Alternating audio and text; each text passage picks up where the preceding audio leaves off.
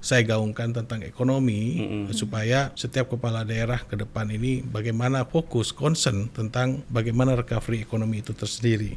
Nah, tentu kita harus memulai, aset yang terbesar di kita itu adalah rakyat kita. Nah, kita harus memberdayakan bagaimana ekonomi kerakyatan ini berputar cepat. Tentunya harus dibarengi dengan bagaimana menggelontorkan kapital itu sendiri.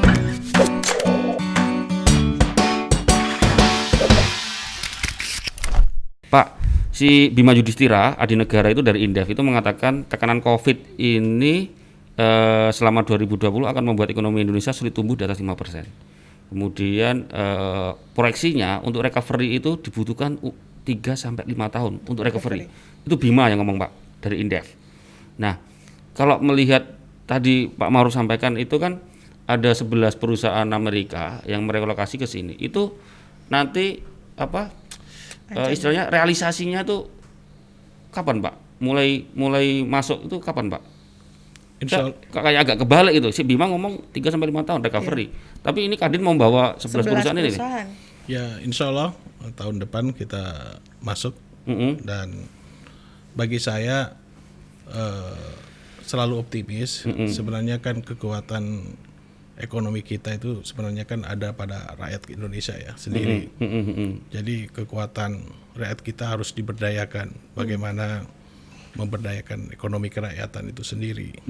Masih banyak aset-aset kita yang tersembunyi untuk bisa dijadikan kapital untuk digelontorkan ke para pelaku-pelaku UKM kita. Jadi harusnya mulai dari dalam kita sendiri, rakyat kita sendiri, untuk bagaimana digerakkan ini ekonomi kerakyatan. Nah, tentunya harus memulai dari bagaimana menggelontorkan kapital itu sendiri. Nah, sekarang kita harus mulai dari bagaimana memberdayakan ekonomi kerakyatan. Kita harus bikin klaster-klaster. Apa yang perlu kita gerakkan, klaster-klaster ekonomi kerakyatan itu sendiri. Jadi maksudnya sudah diseleksi maksudnya ya. Per ininya. Kan banyak negara-negara kecil yang lainnya seperti Jepang, Korea, Singapura itu sendiri. Itu kan kearifan lokalnya kan diangkat kan, diberdayakan. Jadi kita masih banyak sebenarnya yang bisa dimulai dari kita sendiri. Tentunya ini memang tidak gampang, tetapi bagi kita, kalau kita optimis, kita berbuat sesuatu, terus aura-aura positif kita lemparkan, tentu tidak ada yang tidak mungkin. Ini harus butuh kebersamaan. Maka Kadin selalu saya gaungkan tentang ekonomi, supaya setiap kepala daerah ke depan ini bagaimana fokus, concern tentang bagaimana recovery ekonomi itu tersendiri. Nah, tentu kita harus memulai, aset yang terbesar di kita itu adalah rakyat kita. Nah, kita harus memberdayakan bagaimana ekonomi kerakyatan ini berputar cepat. Tentunya harus dibarengi dengan bagaimana menggelontorkan kapital itu sendiri. Nah, kapitalnya dari mana? Nah, inilah jawabannya, bagaimana kita harus bersama-sama bergandengan tangan dengan pemerintah supaya ke depan kita tidak sendiri-sendiri.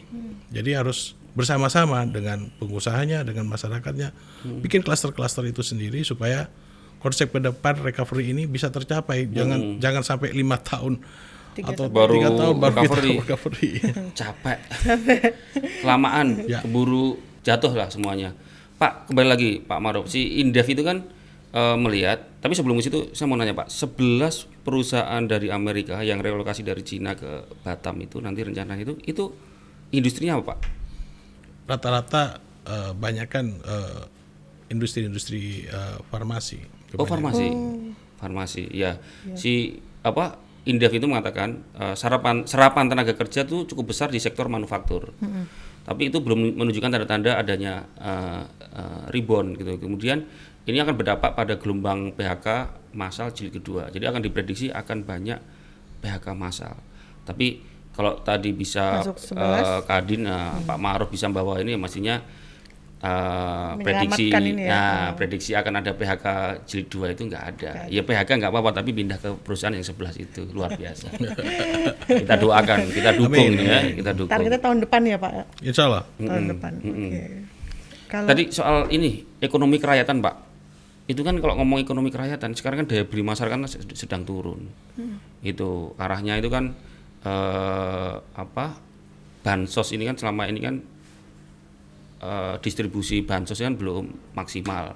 Katanya untuk meningkatkan daya beli masyarakat itu dana bantuan bansos segera harus segera dicairkan paling enggak 80-90% katanya gitu.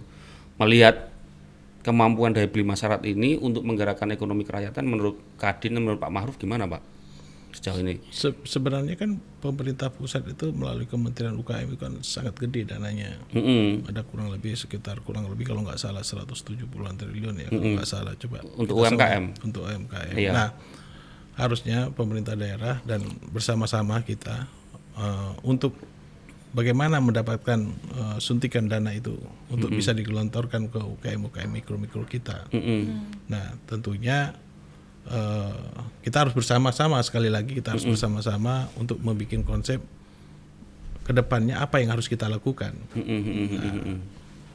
Saya rasa tidak ada yang tidak mungkin kalau pemerintah daerah, Pemprov, Pemkab dan Pemko bersama-sama untuk bagaimana menggerakkan itu ekonomi kerakyatan itu untuk bergandengan tangan dengan pemerintah pusat, tidak bisa sendiri-sendiri. Karena ini kan bagaimana mendapatkan kapital itu sendiri.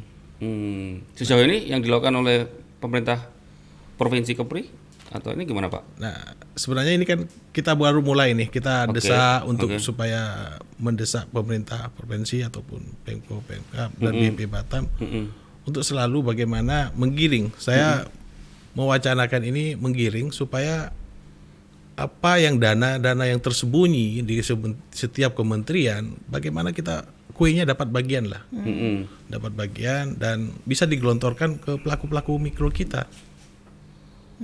Nah, memang harus jeli ini menangkap peluangnya dan tidak bisa sendiri-sendiri sekali lagi, harus bersama-sama. Ini sangat seperti yang Indef katakan, ya masyarakatnya jadi pesimis, tetapi kita sebagai dunia usaha harus optimis, selalu optimis. Dan saya ingin mengawal itu. Iya, kayaknya perlu Pak Ma'ruf yang diperlukan lobby-lobby ke Jakarta. Iya toh? Iya. Bisa apa lagi? Iya, Pak, kalau tadi ngelihat ada, berarti kita semua harus saling bergandengan, maksudnya bekerja sama. Berarti kan ini sudah ada nih bincang-bincang ke BP, ke Pemda.